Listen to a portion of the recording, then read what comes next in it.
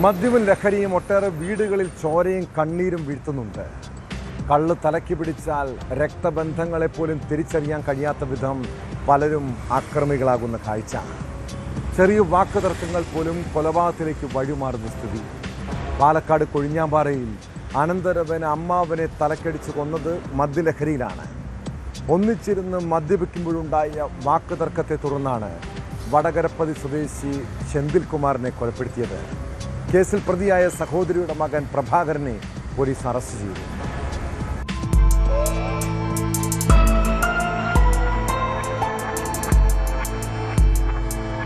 കഴിഞ്ഞ ദിവസം രാത്രി 8 മണിയോടെയാണ് സംഭവം.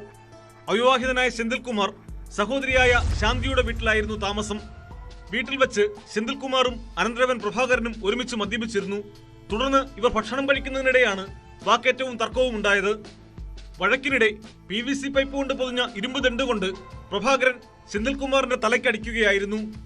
ഗുരുതരമായി പരിക്കേറ്റ സെന്തിൽകുമാറിനെ വീട്ടുകാർ വേലന്താവളത്തെ സ്വകാര്യ ആശുപത്രിയിലും തുടർന്ന് കോഴിപ്പാറയിലെ സ്വകാര്യ ആശുപത്രിയിലും എത്തിച്ചെങ്കിലും ജീവൻ രക്ഷിക്കാനായില്ല. പാലക്കാട് ജില്ലാ ആശുപത്രിയിൽ പോസ്റ്റ്മോർട്ടത്തിന് ശേഷം മൃതദേഹം ബന്ധുക്കൾക്ക് കൈമാറി. കൃത്യത്തിന് ശേഷം പ്രഭാകരൻ ഇരുചക്രവാഹനത്തിൽ ഒളിവിൽ പോയിരുന്നു. കൊഴിഞ്ഞാമ്പാറ പോലീസ് നടത്തിയ അന്വേഷണത്തിൽ കേരള തമിഴ്നാട് അതിർത്തിയിൽ നിന്നാണ് പ്രഭാകരനെ പിടികൂടിയത്. കോടതിയിൽ ഹാജരാക്കിയ പ്രതിയെ റിമാൻഡ് ചെയ്തു.